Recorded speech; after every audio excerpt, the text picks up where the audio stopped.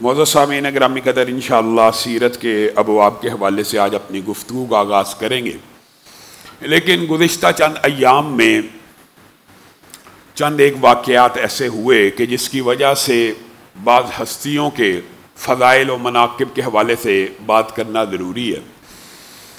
صحابہ کے بارے میں گزشتہ 2 خطبات میں آپ کے سامنے چند گزارشات کو رکھا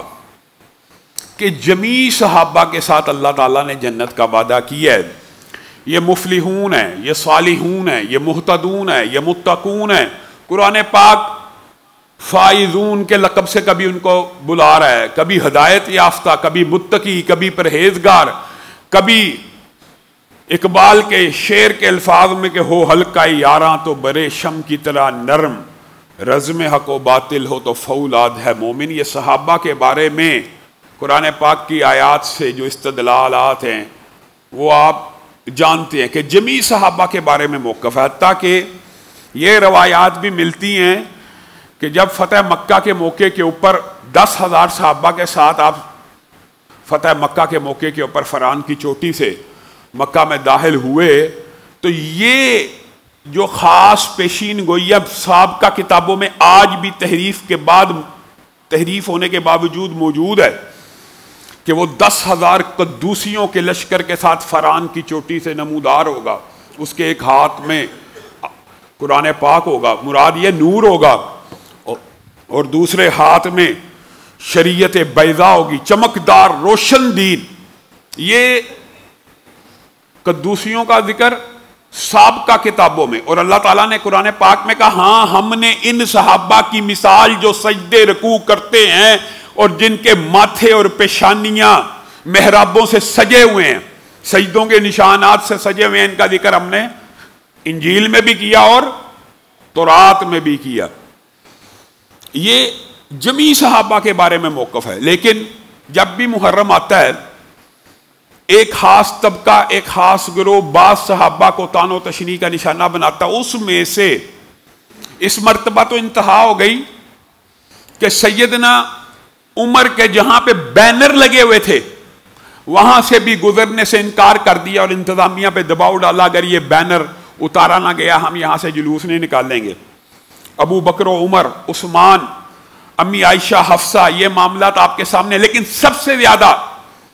طعن و تشنیع کا نشانہ ایک خاص خاندان بنو امیہ کو بنایا جاتا ہے، اور ڈاکٹر توقیر گیلانی نے اس سال بھی سیدنا امیر معاویہ اور ان کے خاندان کے بارے میں ہردہ سرائی کی، اور یہ ایک واقعہ نہیں ہے،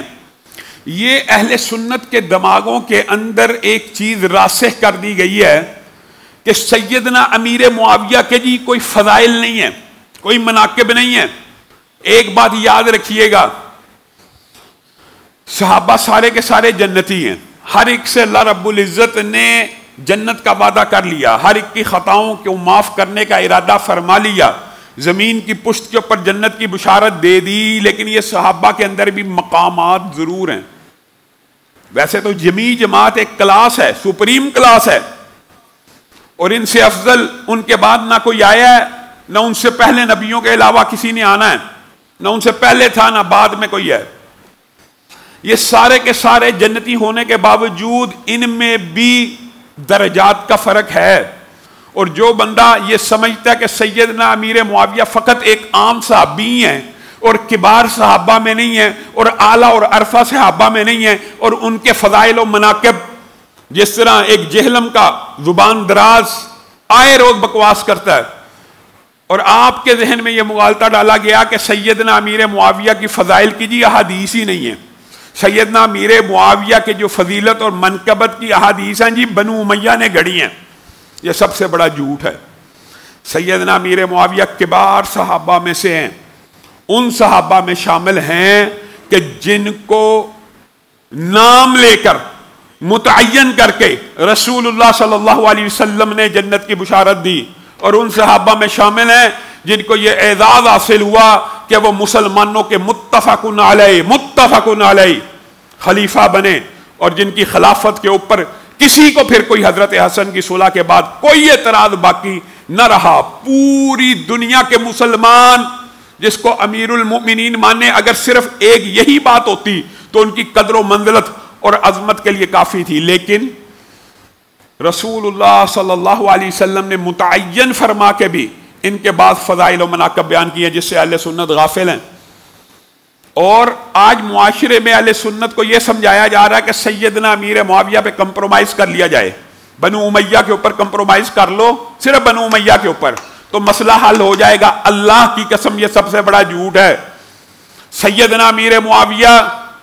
حضرت ابو بکر جیسے متقی بن جائیں, حضرت عمر جیسے بھی بن جائیں, تو کیا ابو بکر و عمر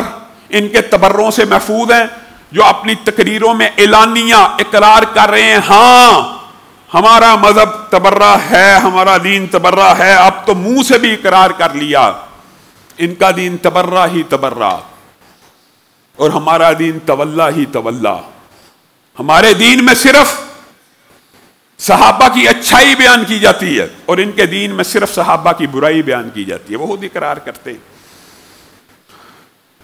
سیدنا امیر معاویہ کو دیکھ کر صحیح احادیث رسول اللہ صلی اللہ علیہ وسلم نے فرمایا اللہم اجعلہ ہادیا و مہدیا واہدی بھی, اے اللہ اس کو ہادی بنا, اے اللہ اس کو مہدی بنا, اے اللہ اس کے ذریعے لوگ ہدایت پکڑے. یہ جو دعا رسول اللہ صلی اللہ علیہ وسلم نے دی ہے ادھوت دی ہے کہ رسول اللہ صلی اللہ علیہ وسلم وحی کے علاوہ بولتے ہی نہیں, اللہ کی مرضی کے علاوہ کلام فرماتے ہیں, اللہ کی مرضی کے خلاف بولتے ہیں. یہ جو دعا دے رہے ہیں کون دے رہے ہیں؟ اللہ تعالیٰ اس کو ہادی بنا, اس کو مہدی بنا اور اس کے ذریعے ہدایت کو عام کر. اور کیا رسول اللہ کی یہ دعا نہیں لگی؟ سیدنا امیر معاویہ نے جتنی فتوحات کی ہیں اور بنو امیہ نے جتنی فتوحات کی ہیں, آپ اور میں تاریخ سے غافل ہیں. کتنا پرانا واقعہ ہے, 1300 برس, 1350, 1400 برس بیت چکے ہیں. 1400 برس مسلمان ایک انچ بھی اس کے بعد فتح نہیں کر سکے. ایک انچ جو بنو امیہ کے دور میں فتوحات ہوئی اس کے بعد ایک انچ فتح نہیں ہوا, ایک انچ.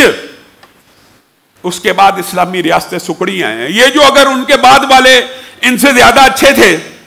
تو مسلمان ریاست پھیلنی چاہیے تھی کہ سکڑنی چاہیے تھی. اور یہ دعائیں سیدنا امیر معاویہ کو لگی اور ان کے خلافت میں جو مسلمانوں کا عروج آیا اور جو استحکام, اور جو آج بھی ہم اس خطے میں بیٹھے ہوئے ہیں, وہ بدبخت تو کہتا ہے جی محمد بن قاسم آیا تھا لوٹنے کے لیے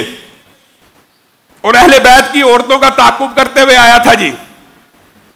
ایسے ایسے مغالطے آپ کے ذہنوں میں ڈالے جاتے ہیں. ایک بیٹی کی آواز پہ بنو امیہ نے محمد بن قاسم کو اس خطے میں بھیجا. آج میں اور آپ جس خطے میں بیٹھے ہوئے ہیں یہاں پہ بھی اسلام ان کی وجہ سے, ان کے ذریعے سے پہنچا, اور میں اور آپ انہی شخصیات کے بارے میں پراپوگنڈے کا شکار ہو جاتا ہے. چلے یار یہ جو ہے نا یہاں سے ہم ایک سٹیپ پیچھے ہو جاتے ہیں. کبار صحابہ میں شامل ہیں. کبار صحابہ سے مراد وہ صحابہ بھی ہوتے ہیں کہ جن کی قدر و منزلت اور بزرگی اور بہت سے فضائل بنا کے باب حدیث کی کتابوں میں پڑھتے ہیں, اور دوسرے وہ بھی ہوتے ہیں کہ جن کو متعین کر کے رسول اللہ صلی اللہ علیہ وسلم نے جنت کی بشارت دی ہو. ایک بات یاد رکھیے گا,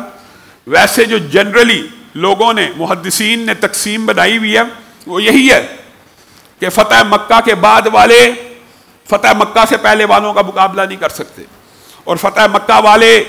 بیت رضوان کے 1400 کا مقابلہ نہیں کر سکتے,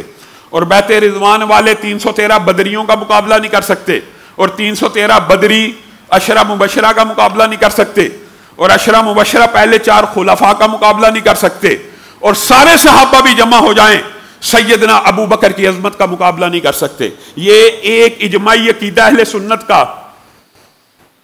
لیکن ان 313 بدریوں کے علاوہ محدثین نے باب لکھے کہ 60-70 صحابہ ایسے ہیں جو اس فضیلت کے مستحق ہیں جو عشرہ مبشرہ کی فضیلت ہے. وہ کون سے ہیں؟ جن کو نام لے کے رسول اللہ نے کہہ دیا یہ سلمان فارسی میرے اہل بیت میں سے ہیں, یہ مقداد ہیں, یہ علی ہیں, یہ جعفر ہیں, یہ عقیل ہیں, جن کا نام لیا. انہی میں انہی 60-70 میں سیدنا امیر معاویہ شامل ہیں. اور اہل سنت کا ایک بہت بڑا طبقہ ان کو سیدنا حسن کے بعد سب سے بڑا صحابی قرار دیتا ہے۔ یہ بھی ایک نظریہ اور نقطہ نظر موجود ہے،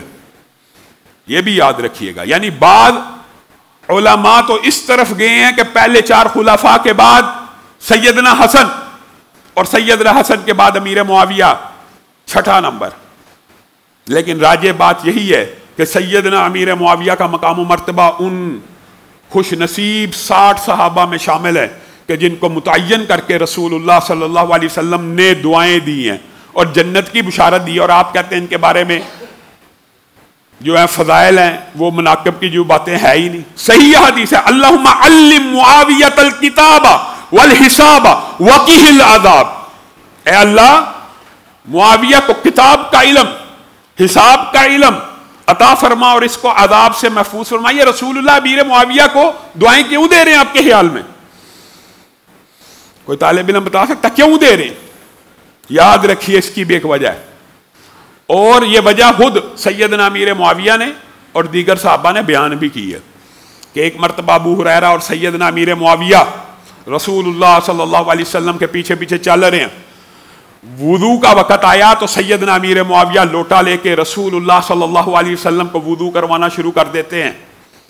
اور اس وقت رسول اللہ صلی اللہ علیہ وسلم سیدنا امیر معاویہ کو غور سے دیکھتے ہیں اور ان کی طرف نظریں وہ جماتے ہیں اور ٹکٹکی باندھ کر کچھ دیر ان کے چہرے کے اوپر نظروں کو ٹکاتے ہیں۔ سیدنا امیر معاویہ آپ کا یہ بدلتا ہوا اسلوب دیکھ رہے ہیں، اور رسول اللہ صلی اللہ علیہ وسلم یہاں پہ ان کو یہ خوشخبری سناتے ہیں، اور یہ ساری دعائیں ان کی اس خلافت کے لیے تھی۔ اے معاویہ، تجھے حکومت ملے گی، اور جب تجھے حکومت ملے گی تو تو عدل کرنا، انصاف کرنا اور اللہ سے ڈرتے رہنا۔ یہ 3 الفاظ کے گویا رسول اللہ صلی اللہ علیہ وسلم نے اپنی زندگی میں سیدنا امیر معاویہ کو خلافت کی بشارت دے دی ان الفاظ میں، اے معاویہ جب تجھے حکومت ملے تو عدل سے کام لینا، انصاف سے کام لینا، اللہ سے ڈرتے رہنا۔ اس لیے رسول اللہ دعائیں کر رہے ہیں، اللہم علم معاویۃ الکتاب والحساب وقہ العذاب، اس لیے دعائیں کر رہے ہیں۔ اور کاتبین وحی میں شامل ہیں، کاتبین وحی، یہ قرآن کاتبین وحی کی ایک بہت بڑی محنت کا نتیجہ ہے، اور اللہ رب العزت نے خود ان کا انتخاب فرمایا، ان میں بھی شامل ہیں۔